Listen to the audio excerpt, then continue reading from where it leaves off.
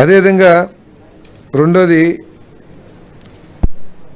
ఒక ఏ ఆలోచన చేసినా ఏ విధానం తీసుకొచ్చినా స్వార్థం ఎక్కువగా ఉండి ప్రజలకి మేలు జరిగిద్దా లేదా అనే ఆలోచన తక్కువగా ఉండే విధంగా గత ప్రభుత్వం పరిపాలన చేసిన విషయం ప్రజలందరూ కూడా గుర్తించిన విషయం మీ అందరికీ తెలుసు.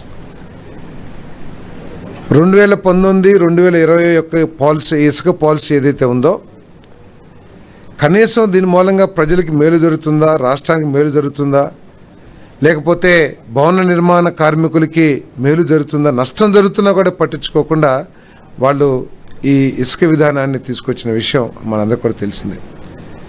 మరి 2019-2021లో తీసుకొచ్చిన ఇసుక విధానాన్ని రద్దు చేస్తూ ఆ ప్రభుత్వం చేసుకున్న అగ్రిమెంట్స్, పెద్ద పెద్ద జేపీ తర్వాత ఇంకేదో పెద్ద పెద్ద సంస్థలు బయట నుంచి తీసుకొచ్చి ఏదైతే అంటే అప్పుడు చెప్పుకున్నది ఏంటంటే అవి నామ మాత్రమే, కానీ ఆ ఇసుక వ్యాపారం చేసినంతా మాత్రం వేరే వాళ్ళని చెప్పేసి చెప్పుకుంటుండేవాళ్ళు. ఏదేమైనా ఇక్కడ ఆ అగ్రిమెంట్లన్నీ కూడా రద్దు చేసేయడం జరిగిందని చెప్పేసి మనం ఆ విధానాన్ని, అదేవిధంగా ఆ అగ్రిమెంట్లు కూడా అన్నీ రద్దు చేయడం జరిగిందని చెప్పేసి మనం చేస్తాను.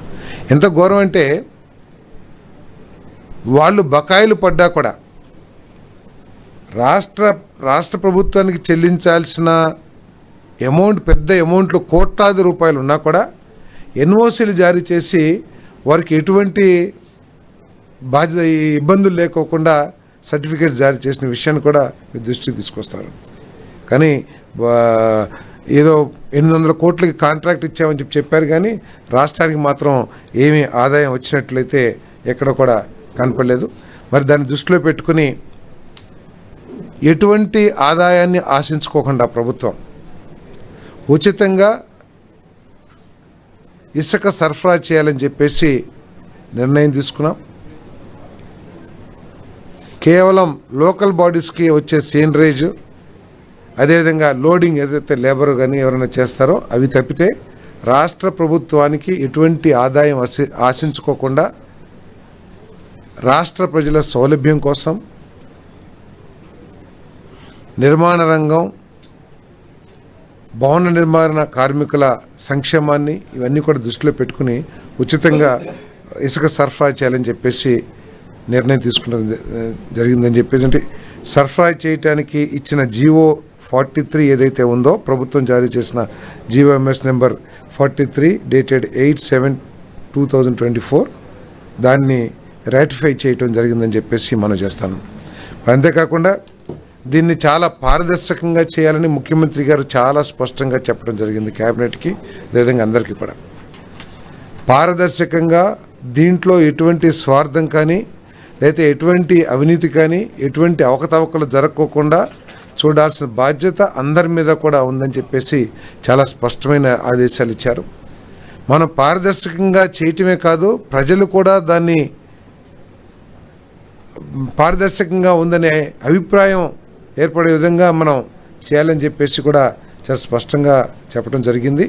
మరి దీన్ని ఇంకా మెరుగుపరచడానికి ఇంకా ఏ అవకాశాలు ఉన్నా కూడా భవిష్యత్తులో, ఎందుకంటే ఈ మాన్సూన్కి సంబంధించి ఏదైతే ఇసుక కావాలో ఆ ఇసుక ఒక 43 లక్షల టన్నులు అందుబాటులో ఉంది స్టాక్, వేరియస్ స్టాక్ పాయింట్స్లో.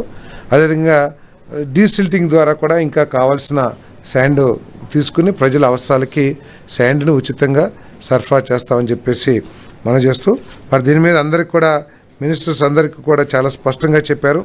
మరి దీనికి ఒక కమిటీ వేసి దీన్ని పారదర్శకంగా అమలు చేసే విధంగా పర్యవేక్షణ చేయాలని చెప్పేసి కూడా చెప్పడం జరిగింది.